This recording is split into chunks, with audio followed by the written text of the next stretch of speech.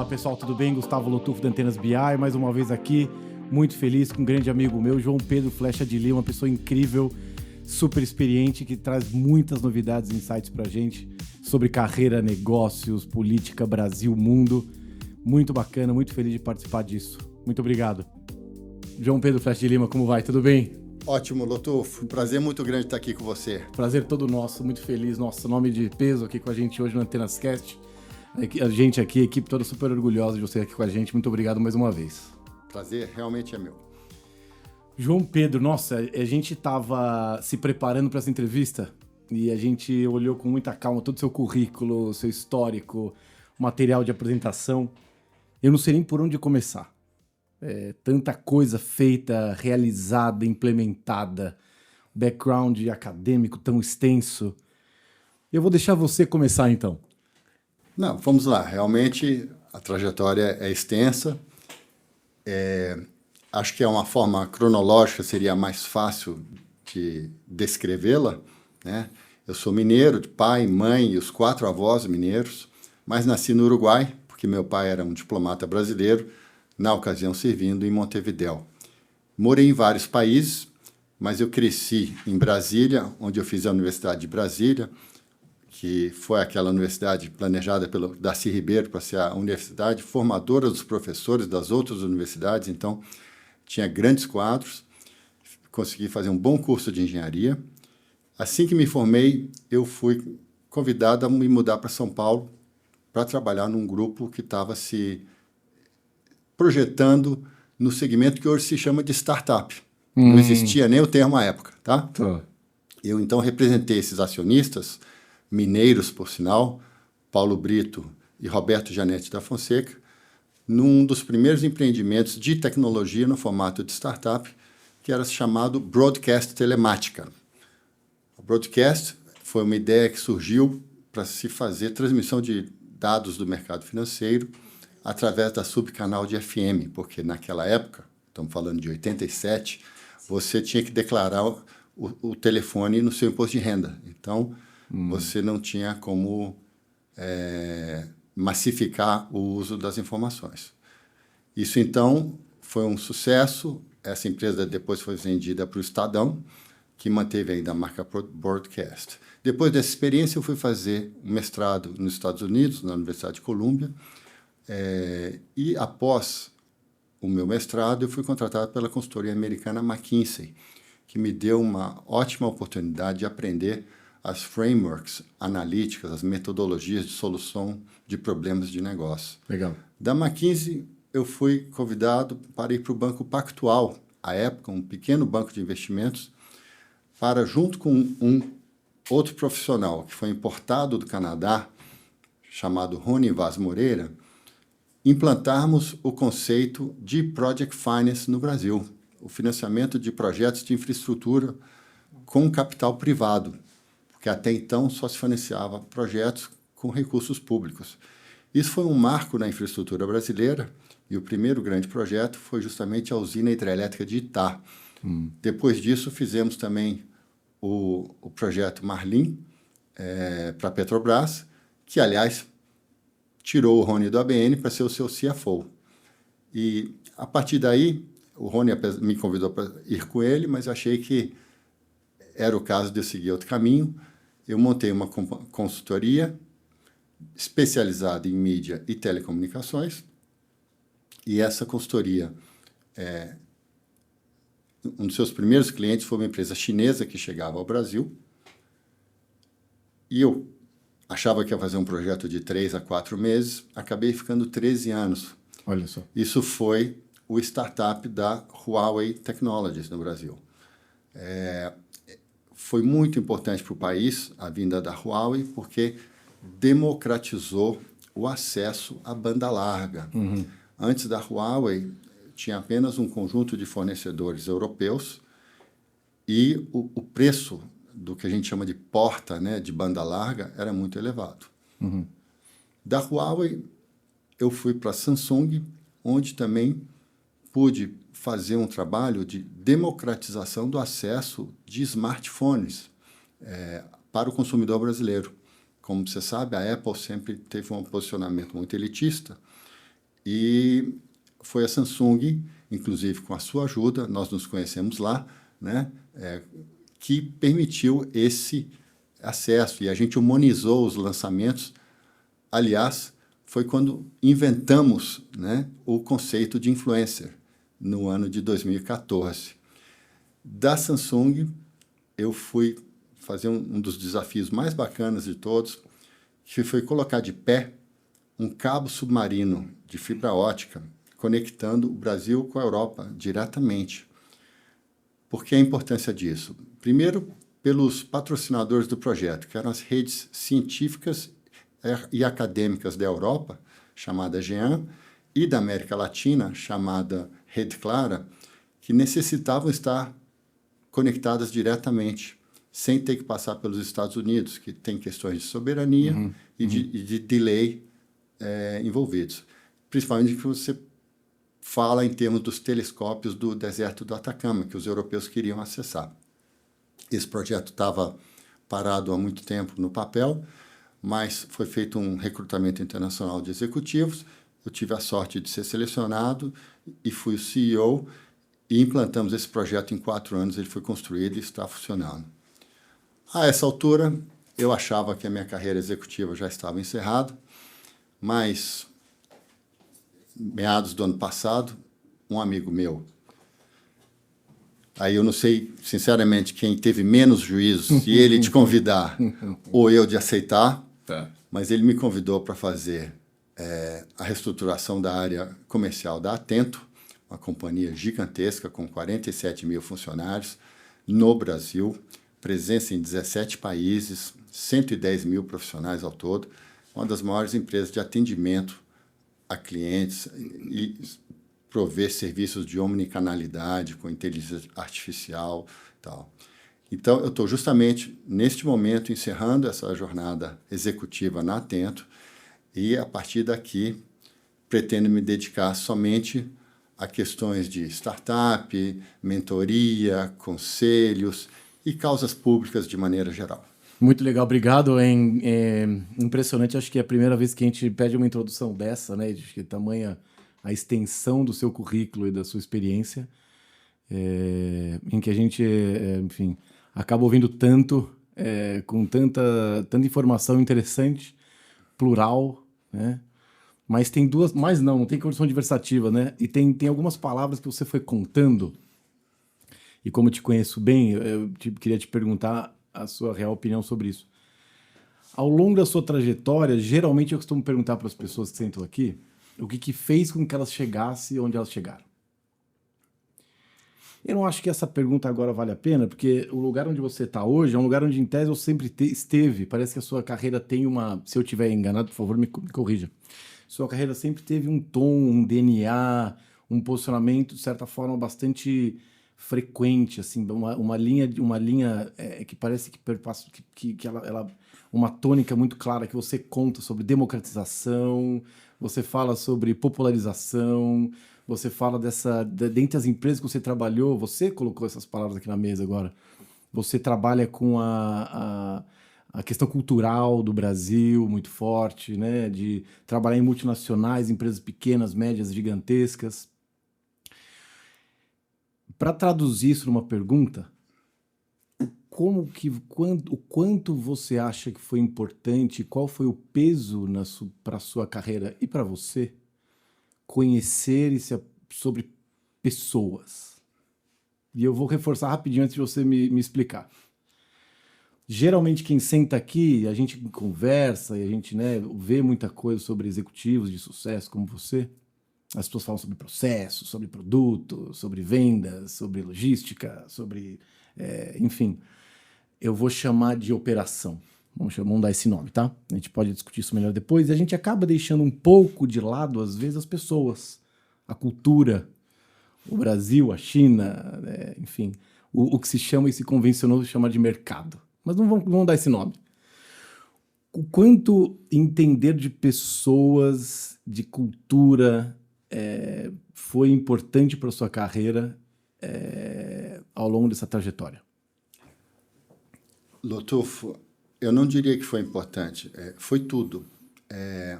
inclusive a minha escola de liderança, se eu puder chamar assim, sempre foi de procurar extrair o melhor que cada um tinha para dar. E não querer impor o meu estilo. E isso tem motivos muito longínquos.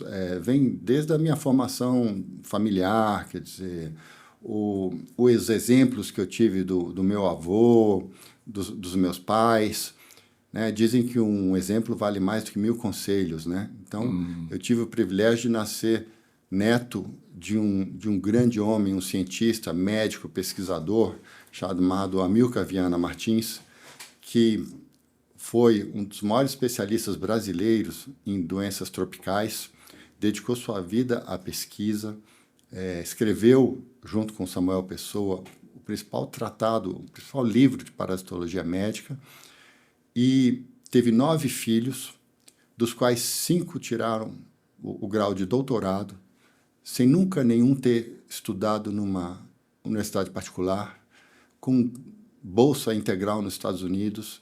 Quer dizer, um exemplo que foi muito marcante. Outro dia eu estava falando com um tio meu, que é quase da minha idade, que eu sempre, todo ano, passava as férias de final de ano e as férias de julho na casa dele, lá na Rua Luz, em Belo Horizonte, na Serra. E quando eu via as conversas dele com os meus tios, os temas discutidos, eu ia para o quarto chorar, de me sentir ignorante. Como é que eu podia estar ali, tão despreparado, tão ignorante, num ambiente tão rico, tão vivo? Então, o exemplo te puxa. Eu acho que pessoas é tudo. E eu acho que se tem uma coisa que eu me orgulho, é de ter deixado um legado de pessoas que trabalharam comigo e que, acredito, tiveram uma boa experiência. Muito legal, acho que é tocante, né? Quando a gente fala de pessoas, geralmente a gente acaba, enfim, lembrando de experiências pessoais, claro, e é super importante a gente também desmistificar a ideia do grande executivo frio, calculista, né? Enfim, que toma decisões sem pensar no outro, sem olhar para o lado. E pelo que eu entendo, você tem um direcionamento completamente contrário a isso, né? O CEO, ou você bem disse, né? Quem disse CEO fui eu. Você chamou de líder, né? O líder, independente de ser CEO, ser diretor, gerente ou estagiário, né? Marido, mulher, amigo, amiga, né? Um líder, alguém que olha para o entorno, precisa entender de pessoas, e você trouxe muito a sua experiência pessoal para isso, né? O quanto que a sua experiência também, ao longo da carreira, dessa visão, vamos chamar de holística, posso dar esse nome, não? Acredito que sim. Essa visão holística de montagem de times, ela foi importante, e também o quanto que entender da cultura, vamos dizer, local, seja Brasil, China, Estados Unidos, entender da cultura local, não só da empresa onde você trabalhou, como também do país onde você está, foi importante para você, e você vê como ser importante para os outros. O Tufo, eu acredito que os negócios são feitos por pessoas, pelas pessoas e através das pessoas, tá? Você pode ter a plataforma de comunicação que você escolher, se é videoconferência, se é pessoalmente, mas são pessoas envolvidas, tá? Eu não quero dizer com isso, eu não quero menosprezar a importância das metas, dos números, dos objetivos, mas eu gosto muito também de sempre questionar. Por exemplo, se eu estou com dificuldade num determinado aspecto da empresa, eu gosto de sempre investigar a causa, não só o número. Ou seja, né, aquela coisa, elimine-se a causa e o efeito cessará. Falando um pouco, por exemplo, das diferenças entre as culturas asiáticas e a brasileira, não só brasileira, ocidental, tá? São gritantes. Nós, ocidentais, olhamos para o tempo como uma coisa linear, né? Se a cada ano você vai somar mais um ano e tal. Vamos falar, o chinês, ele vê o calendário lunar de uma maneira circular.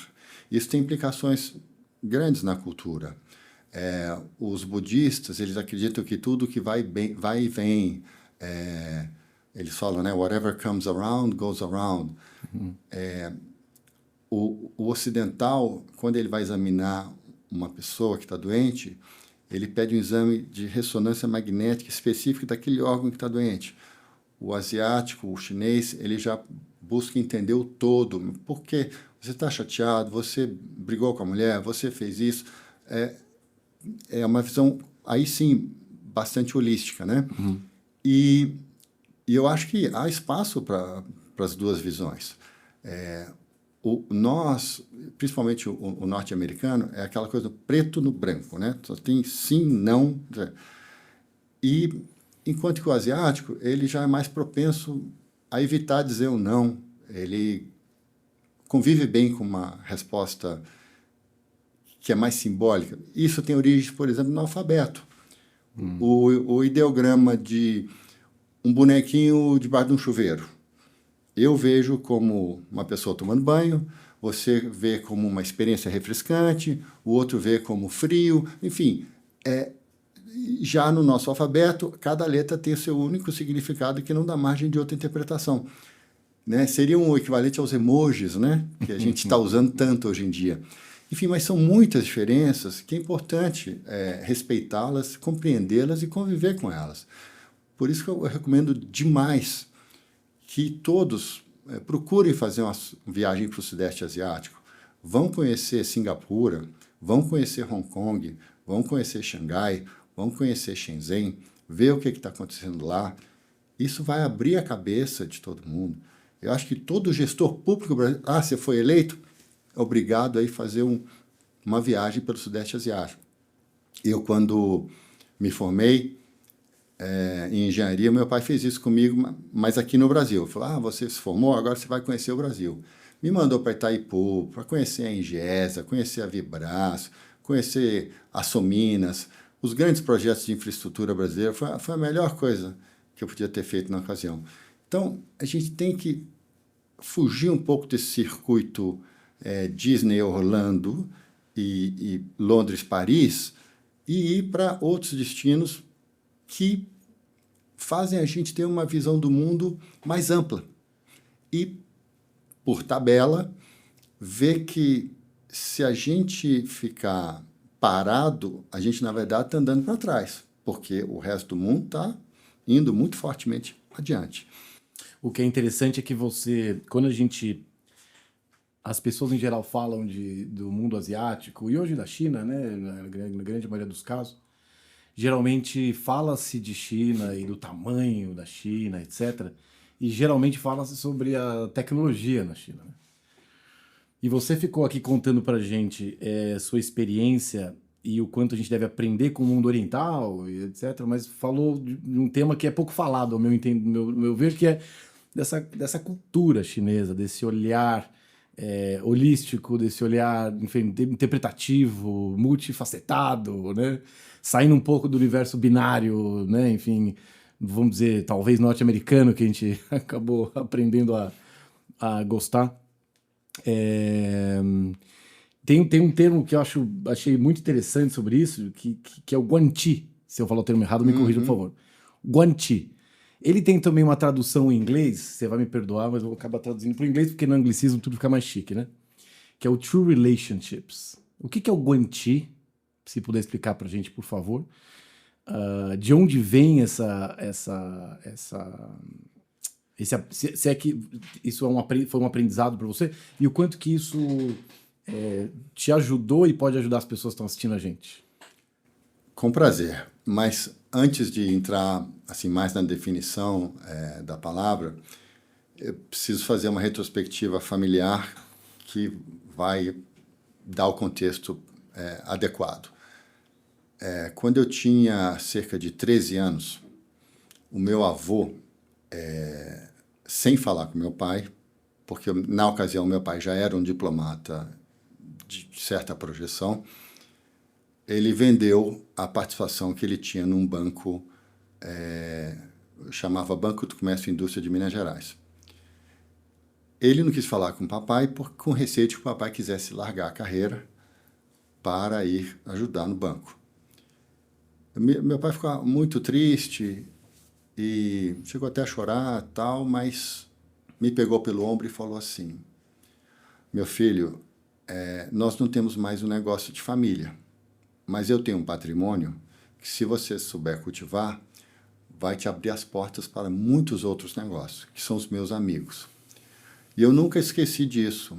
E foi daí que, antes mesmo de ir trabalhar na Huawei, eu desenvolvi o conceito mineiro de Guanxi, que é simplesmente demonstrar interesse genuíno nas pessoas. Não é aquela coisa superficial do norte-americano, de dizer, hi, nice to meet you, não sei o que. Não, é procurar saber o que a pessoa faz, tentar também tirar o melhor de cada pessoa. Todo mundo tem muito para dar.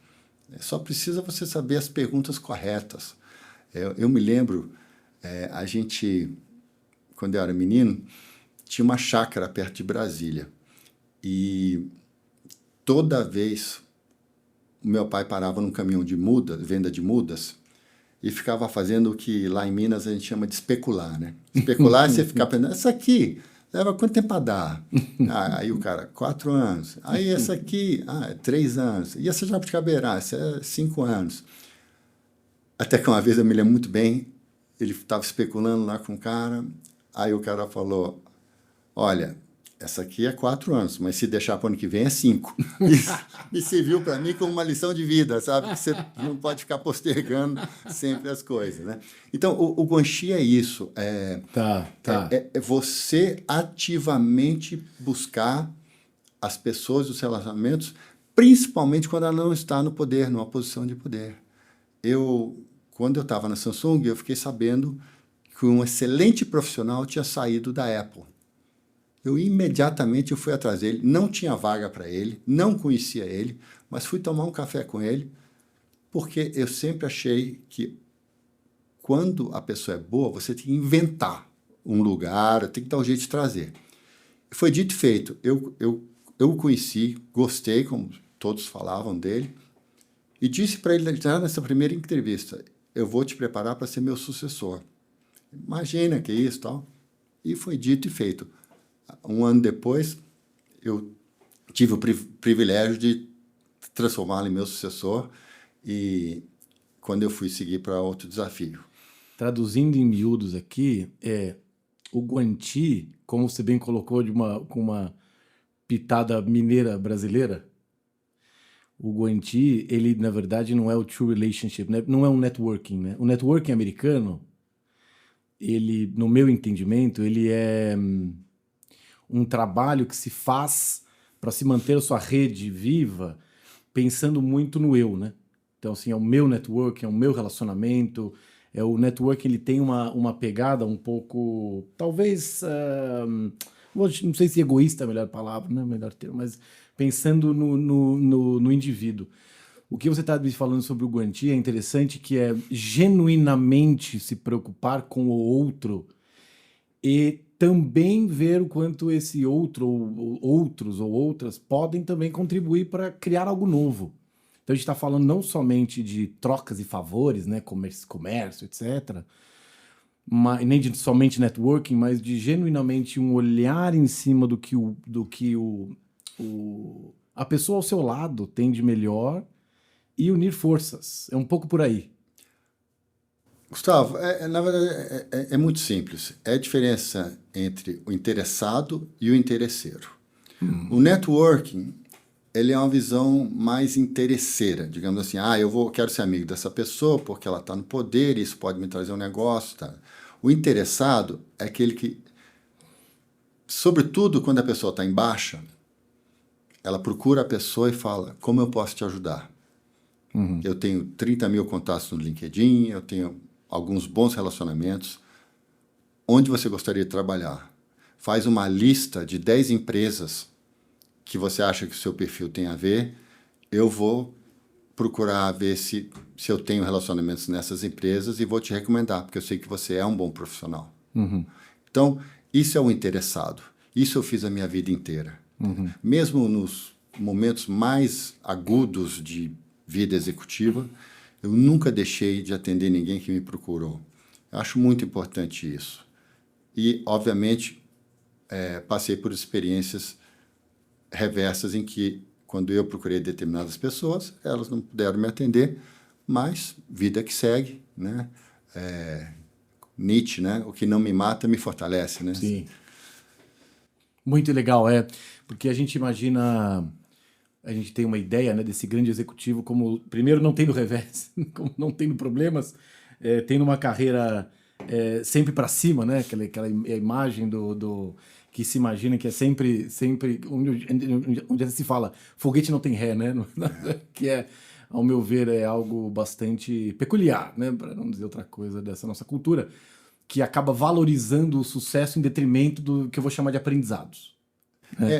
Não, ao contrário, eu tive os meus percalços e foi daí que eu tirei meus maiores ensinamentos, porque, como se diz, né, o sucesso não é bom professor. Então, a minha saída da Samsung, por exemplo, foi antes do tempo previsto, porque eu tive uma áspera discussão com um novo colega coreano que tinha chegado na empresa.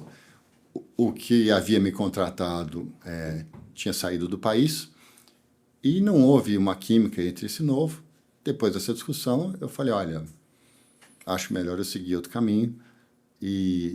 Mas como a gente tinha uma posição muito boa no mercado, de market share, de números, a empresa, digamos assim, gostava de mim, eles até ofereceram-me pagar aqueles cursos de recolocação, né?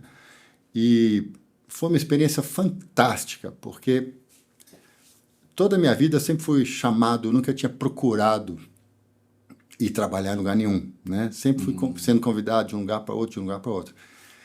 E esse exercício foi a primeira vez que eu olhei para mim e para dentro de mim, o que eu tinha conquistado, o que eu tinha feito, e passei a fazer uma comunicação estruturada para buscar esse objetivo. Acabei sendo o recordista de placements da Korn Ferry, porque eu fui colocado 4 vezes pela Korn Ferry. Você sabe que essas empresas de colocação de executivos, elas não te recolocam se elas não gostam do que você fez na empresa que ela te colocou, e elas não podem te tirar de quando você estava, de onde ela te colocou. Uhum. Então, foi porque realmente eu acho que eu construí uma boa presença e saí bem de todos os lugares que eu passei. Vou aproveitar, então, vou fazer alguns links aqui. Se você achar que eu passei um pouco do limite, você me avisa para eu falar, Lotufo, aí não. Mas imediatamente, quando você me falou sobre seus revés, enfim, dificuldades que acho que assim como... Voltando para Nietzsche, né? Sendo humano demasiado humano, como um bom ser humano que você eu me lembrei da imagem foi do seu pai, né, que te colocou a mão no ombro e falou, meu filho, a gente tem que conhecer o Brasil, né, tem que, num momento de mudança, vamos dizer assim, né, não vou dizer de dificuldade, um momento de mudança, né, um momento de reorganização, ter uma mão no ombro, ter um ombro e ter uma mão e conseguir olhar para aquilo e falar, olha, agora tem um outro caminho para seguir, conhecer o Brasil, olhar para o lado, se recolocar, né, voltar para o... Eu estou querendo chegar num lugar, já que você me permitiu fazer esse link, que é o quanto o fato de você ser brasileiro, primeiro, né? Você acha que nós brasileiros e você, claro, se bem que você nasceu no Uruguai, Eu só nasci, né? mas você é brasileiro, né? Totalmente. E o quanto que ser mineiro te influenciou nessa sua trajetória. Então, o quanto que a sua brasilidade, e eu posso chamar de mineirice, ou o fato de você ter a cultura mineira correndo nas suas veias, te ajudou a te colocar onde você está hoje. O Tufo me ajudou demais, porque eu costumava brincar com os meus amigos chineses que o mineiro é o chinês brasileiro, porque se você reparar, a história de Minas Gerais, a tradição mineira, sempre foi essa de olhar o conjunto das coisas, né? Olhar qual é a sua família, de onde você vem. Tem aquela famosa camiseta, né? Você é filho de quem, né? E a conversa interessada e não interesseira. Então, isso me ajudou a ficar esses 13 anos na Huawei e conseguir fazer grandes conquistas durante esse período, porque eu entendia que essa cultura. E é uma cultura onde o coletivo é mais importante do que o individual, né? Então, eles não veem com bons olhos, por exemplo, aquele personagem que é muito extravagante, que gesticula muito, que fala muito alto, que é não sei o quê. Eles gostam de uma coisa mais moderada, mais conversada, compreendida, que é o mineiro, entendeu? O mineiro também não gosta dessas coisas extravagantes, né? Então, me ajudou demais esse DNA. Sem falar que minha primeira oportunidade profissional foi através das mãos de 2 mineiros, o Paulo Brito e o Roberto Janete da Fonseca, que, aliás, é irmão do Eduardo Janete da Fonseca, um dos maiores intelectuais brasileiros, que eu tenho a mais profunda admiração, e cujas famílias, a minha e a deles, são amigas há 3 gerações. Então, isso contou demais. Muito bom. O mineiro tem essa camiseta do Cê é filho de quem, e dessa importância das relações, do real interesse.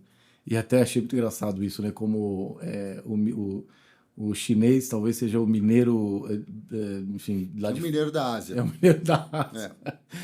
Que constrói pontes, né? Eu estou entendendo desse jeito. Eu estou errado, não? É uma pessoa que mais pensa em construir pontes em conjunto do que em ter todas as pontes ou de destruir pontes. É isso, não? Certamente. Olha grandes nomes da política mineira. Juscelino Kubitschek, Magalhães Pinto, Tancredo Neves, José Maria Alckmin, Renato Azeredo, todos, Walter Moreira Salles, que também teve a sua trajetória empresarial brilhante, todos foram grandes homens mineiros e que, através da sua maneira conciliatória e do diálogo, conseguiram chegar em objetivos maiores.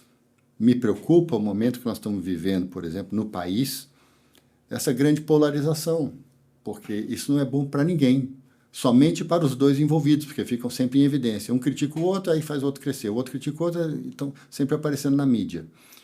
Eu acho que a gente tem que repensar o nosso modelo para se unir e cada um contribuir da forma que puder. Não podemos esperar que vai vir um Messias e que vai ser um super presidente que vai resolver todos os problemas do país. Cada um de nós tem que dar sua contribuição. Cada um vai pôr um tijolinho e vai construir a estrada para o futuro. Vai levar 30 anos, Lotufo. Não é uma coisa imediatista. A sociedade tem que se mobilizar, tem que dar sua contribuição da maneira que puder dar e construir realmente o Brasil do futuro. E tem que começar ontem. Temos um aliado a favor, que é a tecnologia.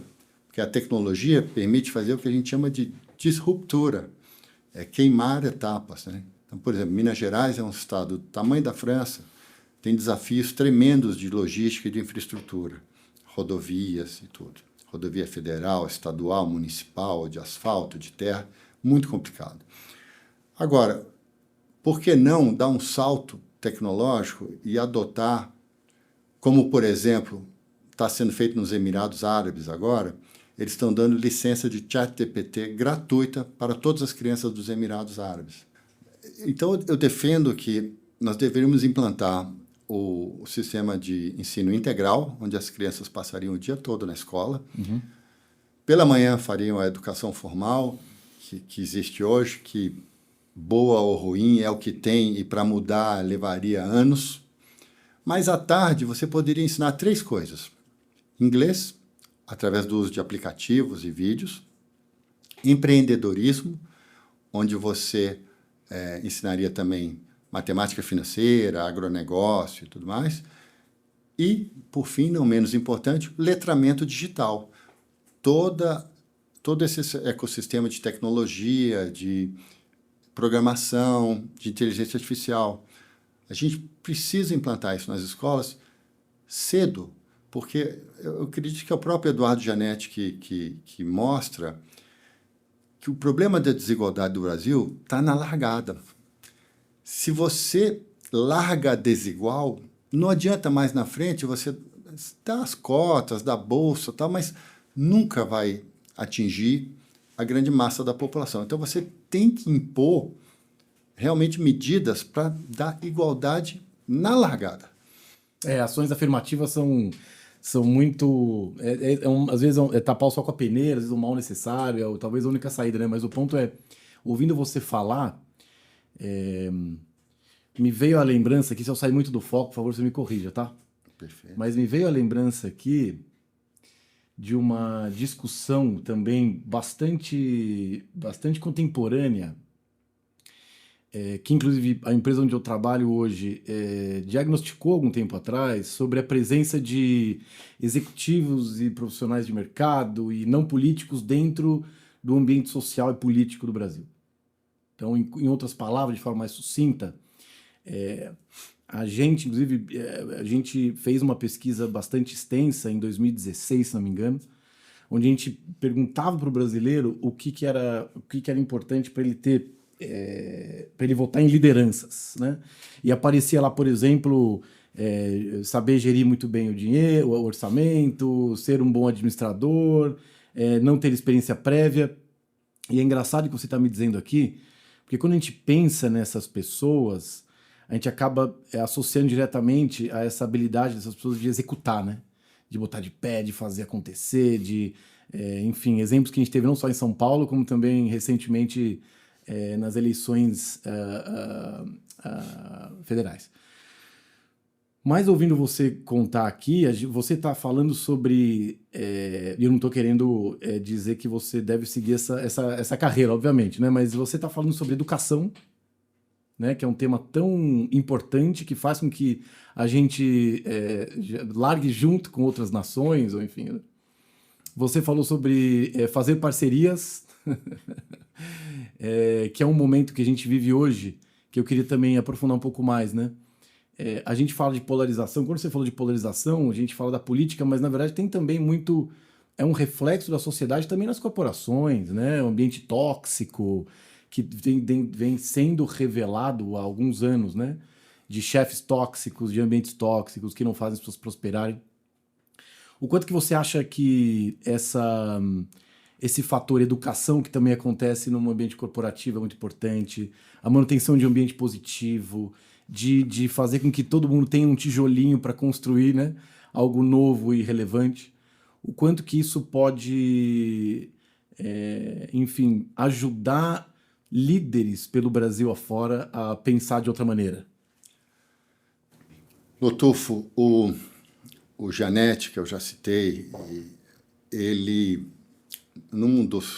das pesquisas dele, ele comenta sobre o paradoxo, que é o seguinte: todos nós tendemos a nos achar melhores do que a média da população, certo? Em todos os segmentos. Agora, pense por um momento. Se todo mundo fosse melhor do que a média seria mais alta. Então, tem aí questões de viés de seleção, tem questões de percepção, que são, aliás, a sua especialidade. Essa polarização, ela foi muito agravada e foi muito acentuada também a questão da disputa de classes, e inclusive das questões regionais. Se você pega o mapa eleitoral brasileiro das últimas eleições, o Brasil foi dividido em 2 Brasis. Um sul, sudeste, centro-oeste, onde você tem o agronegócio, você tem as economias mais avançadas, e o outro, norte e nordeste, onde você tem a maior incidência de pobreza e, portanto, maior presença dos programas sociais do governo, como o Bolsa Família. Existe uma imagem de que o beneficiário do Bolsa Família é um preguiçoso que fica só vivendo às custas do governo. Mas a minha percepção é completamente diferente. Minha percepção é que esses programas sociais foi talvez a única coisa boa que foi criada pelos governos ditos de esquerda, 5 governos de esquerda, e que foi preservado pelo governo de direita e, portanto, não pode mais ser usada como dividendo eleitoral, porque virou um direito adquirido da população. Então, isso dá margem para o empresariado contemplar, tentar representar sua classe no Congresso Nacional. Não é uma tarefa fácil, porque você tem 50 bilhões de reais nas mãos dos parlamentares, que tem 3 tipos de emenda, sendo uma delas a emenda que chamam de PIX, onde ele manda diretamente para a prefeitura valores que não estão nem vinculados a um projeto ou outro. Então, naturalmente, os prefeitos que têm seus compromissos, suas dificuldades, já têm os seus candidatos alinhados. Mas a classe empresarial brasileira está muito subrepresentada no Congresso Nacional. Se você pegar dos 53 deputados federais eleitos na última legislatura, tem só uns 3 que você pode dizer que vieram realmente outsiders. Não estou dizendo aquele empresário que já está há anos na política, aqueles que entraram e tal. E tem várias razões para isso. Uma delas, a proibição da contribuição de pessoa jurídica para a campanha eleitoral, que foi uma proibição imposta pelo Supremo Tribunal Federal no calor da Lava Jato, mas que não tem sentido, a meu ver, continuar existindo. Ela poderia perfeitamente ser revogada, o que permitiria maior justiça para todos que estão buscando se candidatar representando o segmento empresarial. Até porque você sabe muito bem que com as grandes bases de dados disponíveis, ninguém consegue se esconder atrás de empresa ou de holding, você chega sempre na pessoa física. Mas a maioria das pessoas físicas não quer doar porque não quer ter o seu nome vinculado a um determinado candidato, porque não sabe se aquele candidato vai fazer isso ou aquilo depois. Enfim, são muitas dificuldades aí que têm que ser vencidas. Mas, de qualquer forma, é que o nome do termo outsider, ele acaba... Alguém de fora, né? Alguém que não tenha... vou colocar assim, as idiosincrasias do universo da política, talvez, né? Ou as amarras de um político tradicional. Eu acho que talvez esse seja, enfim, um quadro que seja interessante para nós, né, como sociedade, né? E aí o que eu tenho conversado muito com pessoas, até mesmo pessoalmente faço uma reflexão, né? Também, claro, não tenho uma trajetória tão extensa e tão profunda quanto a sua, mas tenho a minha trajetória, cada um tem a sua. Eu penso cada vez mais em sempre retribuir, né, para a sociedade. Acho que é isso, né? Eu vi outro dia que é isso, geralmente na cultura americana, norte-americana, quando alguém chega num determinado nível, ela vai lá e retribui para a economia norte-americana, seja via, enfim, doação para a universidade, mas entende que a economia norte-americana ajudou aquela pessoa a chegar onde chegou. E o que eu costumo perceber é que aqui a gente tem dificuldades tão grandes, ainda mais você que entende muito sobre empreendedorismo, tem tantas dificuldades para as pessoas empreenderem que isso acaba não sendo feito. Mas, na verdade, eu sinto, pelo menos para mim, que é super importante a gente retribuir. Mesmo que não tenha sido fácil, mesmo que a gente tenha tido dificuldades, às vezes a economia brasileira não ajudou, a política não ajudou. Qual que é o seu papel e o que você pensa sobre essa... Eu chamo de retribuição, tá? Mas esse olhar não para o mundo corporativo, de conquista, de crescimento, de liderança, e um olhar para a sociedade brasileira onde você está inserido hoje. O quanto que você pensa nisso também e o quanto que isso é importante para você, assim como é para mim. Bom, só pegando o gancho que você falou dos americanos, na verdade eles têm essa cultura de engajamento social desde adolescentes, né?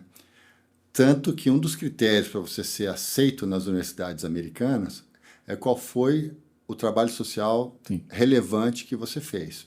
Aí sim, depois que acumulou fortuna e tal, eles acabam deixando grandes doações para a universidade que ele estudou, para as fundações que ele acredita que vão fazer um bom trabalho. e tudo mais. No tema empreendedorismo, eu gostaria de contribuir da mesma forma que eu sempre busquei olhar para as causas dos problemas. Assim, quais são os 2 maiores problemas do empreendedorismo no Brasil, do ecossistema de startup e tudo mais? Primeiro, taxa de juros. Tá. Você está concorrendo com a possibilidade de alguém deixar o dinheiro parado no banco rendendo. Por que eu vou fazer uma aposta de risco, né, um capital de risco, se eu posso ficar ganhando no banco? Aí você vai falar assim, mas então você quer abaixar a taxa de juros do país? Olha, quem sou eu? Mas eu gostaria muito de sugerir, por exemplo, que se fosse feita... existe uma lei que é conhecida como Lei de Lesa Pátria, Tá. né, que ela tem aspectos de segurança nacional, soberania nacional, quando você faz grandes danos, atos de terrorismo, isso, aquilo, outro. Eu acho que deveria ser também crime de lesa pátria você dar declarações levianas, populistas e irresponsáveis. Por exemplo, criticando o trabalho de um presidente do Banco Central, que é eleito por mandato, ou fazendo promessas populistas só para atingir um determinado segmento do eleitorado. Enfim, porque isso causa danos gigantescos na imagem, na reputação, na credibilidade do país lá fora. Então, e sem nenhum ganho, nenhum ganho. Isso é um aspecto, então. Todas as medidas que podem levar a baixar a taxa de juros. Tá. Então, são coisas assim que me movem, são causas. A vida inteira eu fui movido a causas, e não para ganhar dinheiro, ou ganhar projeção. Sempre foi desafios que me levaram. E é isso que eu pretendo contribuir no ecossistema de startup. Senão, vamos ter todos que constituir as empresas em Delaware, porque não dá para investir em startup brasileira. Compartilho o gênero 200% com essa visão. Acho que a gente tem... também tentando trazer meus 2 centavos sobre esse assunto, né? Acho que é isso. O ambiente de negócio que a gente tem aqui hoje, ele é complexo, ele é difícil, mas ele é o trabalho do empreendedor, né? A gente tem que aprender a lidar com ele, né? É o que é. Não é um termo que eu acho ótimo. Eu ouço muitos pessoas do esporte falar isso, quando elas vêm para uma derrota. Eu vi o Yannick Sinner esses dias perdendo em Roland Garros. E ele entrou, imagina, depois de... Não sei se você assistiu esse jogo, depois de 5 horas e meia de jogo, microfone na cara. Falou assim, e aí, como é que foi? É o que é. Né? Perdi, mas olha, vida que segue. A vida do empreendedor brasileiro, ela é feita de grandes aprendizados duros, né? Não tem tanta facilidades, né? Por conta desses aprendizados, da questão trabalhista, fiscal, né? Jurídica, etc. Você acha que o brasileiro mesmo, é empreendedor? Eu não tenho a menor dúvida. Inclusive, nós comentamos sobre o tema de Bolsa Família. Eu te garanto que grande parte desses beneficiários está buscando se virar, está, como é ilustrativo, né? Está tentando montar sua banquinha de limonada. Eu gostaria que isso fosse melhor estudado, pesquisado, para acabar com esse estereótipo, para acabar com essas disputas de classe que não tem porquê. Entendeu? Por um lado, o pobre que recebe Bolsa Família, por outro lado, eles acusam os herdeiros, que não tem culpa nenhuma de ter nascido herdeiros, né? Então, eu acho que a gente tem que apaziguar os ânimos, se unir, dar as mãos e juntos construir o futuro do nosso país. Eu acho muito interessante essa visão de que empreendedorismo no Brasil pode ser tanto trabalhar num aplicativo, né, quanto vender bolo de pote, quanto vender cosmético para os vizinhos, né? Acho que a ideia de empreender no Brasil passa muito por uma coisa social, talvez, e econômica, claro, de fazer acontecer, né?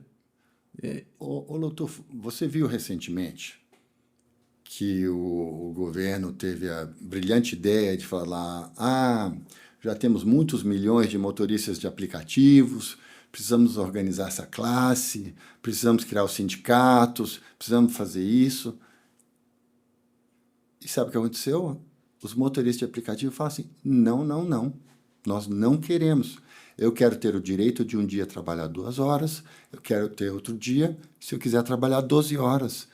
É meu direito, é minha vida, eu decido. Isso foi um marco nas relações, porque por que Alemanha e Japão, depois da Segunda Guerra Mundial, floresceram e viraram grandes economias, grandes potências? Não foi só por causa de Plano Marshall, porque a Itália também foi parte do Plano Marshall e não passou pela mesma experiência. Foi porque foram quebradas essas corporações sindicais retrógradas que atrasavam o desenvolvimento desses países. E a mesma coisa, você vai me perguntar, mas então o Brasil precisa passar por uma guerra para poder progredir? Não. Não. A Thatcher, na Inglaterra, o que ela fez? Exatamente isso. Ela enfrentou de frente, né, esses interesses de classe, por isso que ela era chamada de Dama de Ferro, né, e conseguiu transformar a Inglaterra num país condenado à estagnação, à mediocridade, numa grande potência internacional. Eu vou perguntar, eu acho que eu já sei a resposta. O Brasil tem a... Eu pergunto isso direito. O Brasil tem a chance de ser uma grande potência internacional? Olha, e se tiver... Desculpa te interromper. Vou tentar facilitar. Não é uma resposta tão fácil. E não depende só da gente, né? Se tiver, que fatores te levam a acreditar que talvez tenha essa possibilidade? Tufo, na minha opinião, o Brasil não tem chance de ser uma grande potência internacional porque ele já é. E ele já é pelo seguinte, não vamos medir a importância ou a grandeza do Brasil por indicadores meramente macroeconômicos. Tá. Por PIB per capita, taxa de crescimento. Tá. Até porque a gente sabe que no Brasil existe uma grande economia informal que não aparece nos indicadores oficiais, né? Eu, desde os meus 15 anos, eu frequento o interior do Brasil, porque o meu pai tinha comprado uma fazenda no município mineiro de Unai. Todo final de semana nós desbravamos essa região. E então eu posso dizer que eu conheço o interior de Minas, conheço o interior do Brasil. A pujança, o movimento de caminhões, de carretas, é impressionante. O Beto Sucupira, uma vez comentou que não adianta a gente ficar esperando que vai vir que o Brasil vai virar Estados Unidos, que vai ser isso. Não vai ser sempre um país complexo, difícil de trabalhar. Agora, o que eu defendo é que a gente, pelo menos, pare de dar tiro no pé. Pare de dar razão ao Roberto Campos quando ele falava que o Brasil não perde uma oportunidade de perder uma oportunidade.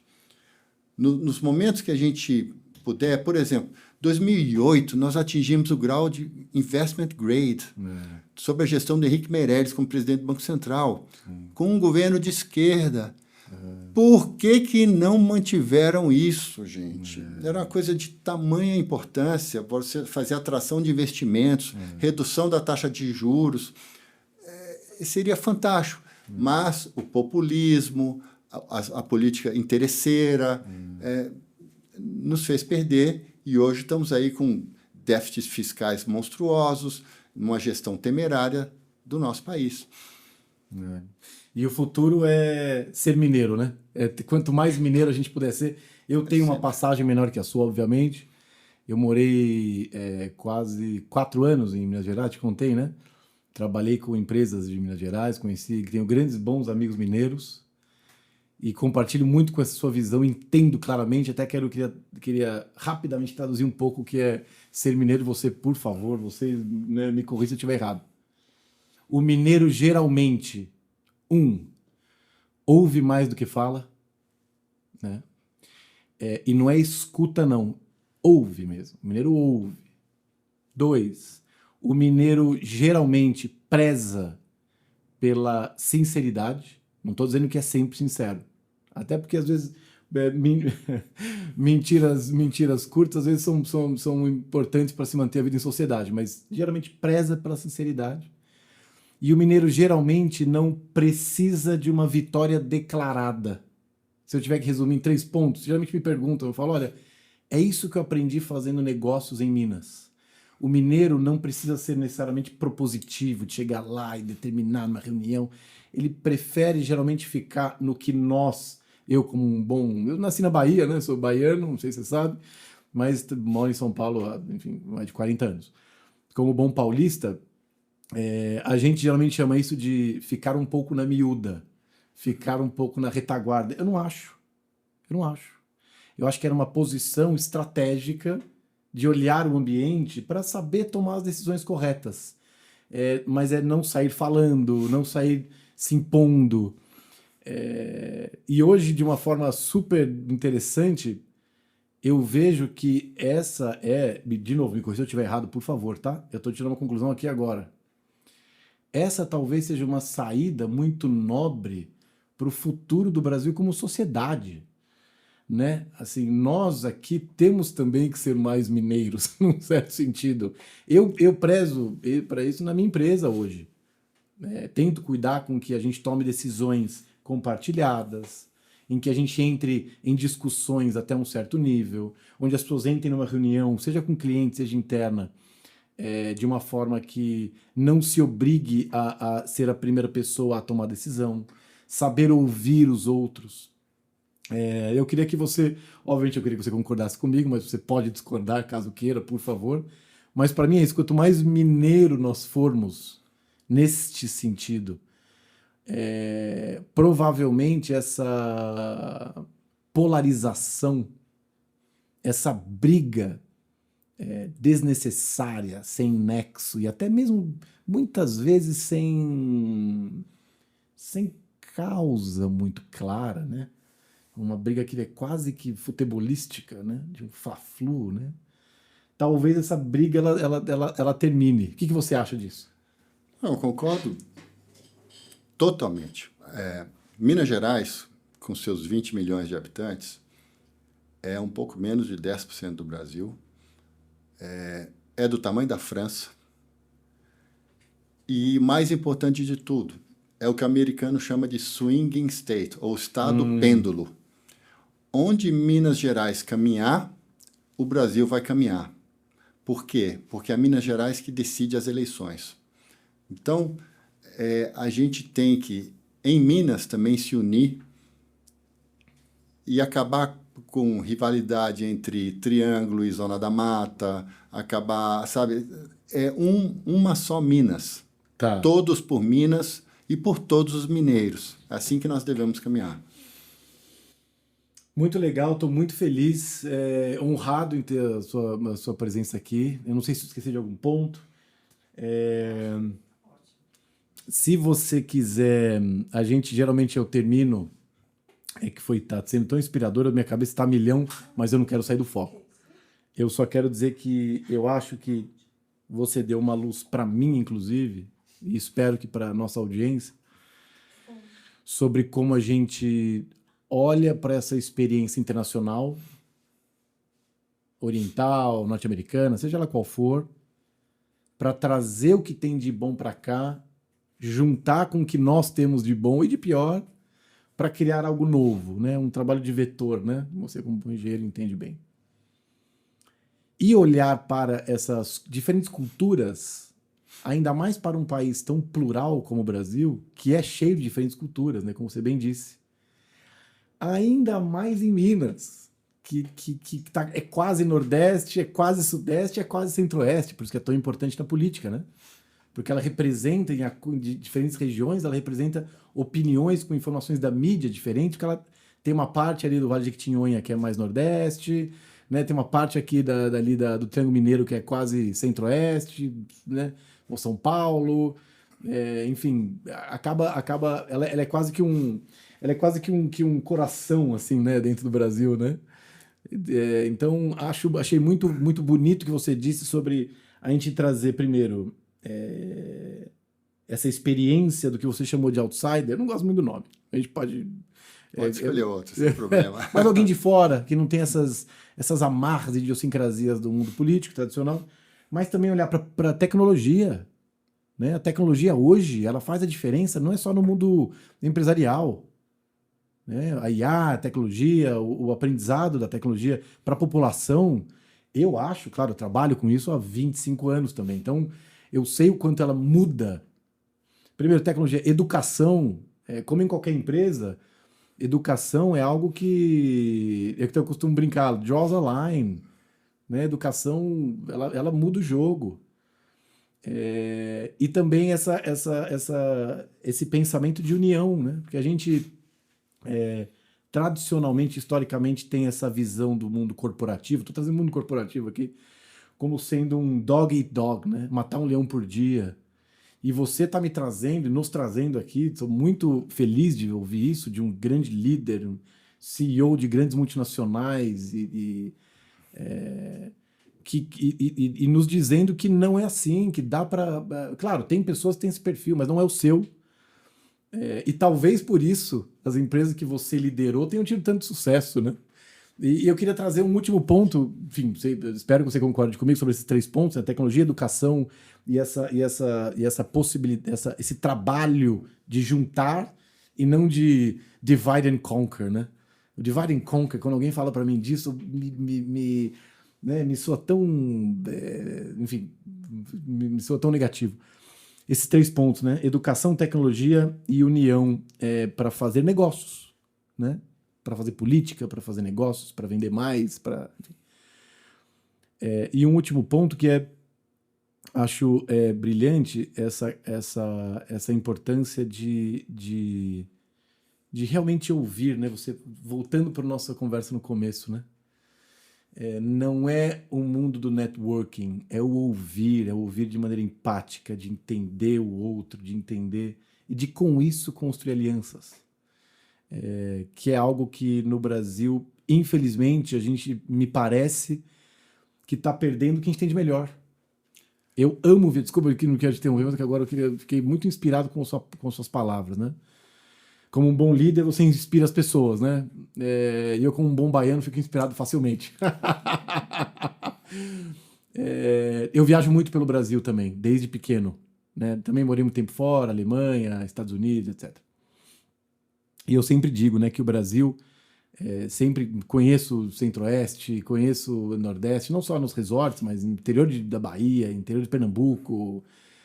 Fui para Caetés, onde o Lula nasceu, né? Eu fui lá, visitei Caetés, um trabalho, enfim, que eu fiz nas minhas andanças, pseudo-sociólogo, marqueteiro, etc. Sul do Brasil. E para mim, quando me perguntam em eventos fora daqui o que o brasileiro tem de melhor, primeiro eu falo de adaptabilidade. O brasileiro se adapta. Impressionante, né? Um poder de se adaptar que é muito forte. E de se unir. O brasileiro naturalmente é gregário, né? Então, assim, como é que a gente está perdendo? O brasileiro é gregário. O brasileiro gosta de juntar, o brasileiro gosta de se unir, gosta de... Tudo bem fazer festa junto, mas não só isso.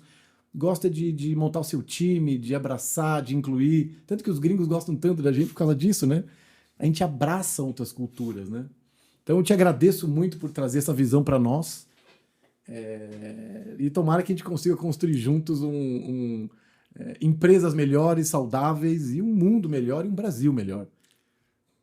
Estamos juntos, Lotolfo. Assim, se eu puder, para concluir, só chamar a atenção por um fato. Você reparou que nós passamos aqui 1 hora conversando, em nenhum momento surgiu o tema segurança ou violência, que é um tema que está presente no dia a dia do brasileiro? Não que eu não ache importante, mas porque a educação resolve 90% desses problemas. Então, em paralelo aos esforços de combater a violência, que principalmente dá na forma de motociclistas, né? Eu sou motociclista, então eu sei como as coisas funcionam. Teria que ter um colete com a numeração da placa para poder ser visto com clareza. Enfim, uma série de iniciativas, mas a tecnologia ela nos apoia nisso. Então, eu acho que a gente tem que caminhar para fazer realmente esse esforço de cada um botar o seu tijolinho. Se cada um puser o seu tijolinho, é igual aquele conceito de superfície específica que a gente estudou na escola. O volume de uma esfera, comparado com o volume de milhares de esferas dentro dela, é muito menor. A superfície específica das esferas dentro das esferas, isso é estudado em reações químicas, físicas e tudo mais. Tá. E essas esferas pequenininhas somos nós, somos os cidadãos, somos a população. Então, se eu puder, para concluir, só recomendar dois livros que eu acho muito importantes, que me marcaram a forma de ver o mundo e ver as coisas. Um chama-se O Último Bailarino de Mao, que é um livro sobre uma história verídica de um bailarino chinês. E o outro é The Evolution of Cooperation, do Robert Axelrod, onde ele prova matematicamente, cientificamente, se cada um de nós se esforçar em ser um cidadão melhor, todos ganham. Então, muito obrigado, foi um prazer estar aqui com você e até a próxima. Um prazer totalmente nosso, te agradeço demais. Qualquer dúvida, qualquer coisa, por favor, contatem a gente pelas mensagens aqui nas redes sociais. Eu encaminho para o João Pedro Flecha de Lima e a gente continua essa conversa, porque eu acho que ela não morre aqui. De forma alguma, ela começa aqui. Muito obrigado mesmo. Obrigado, doutor. Valeu.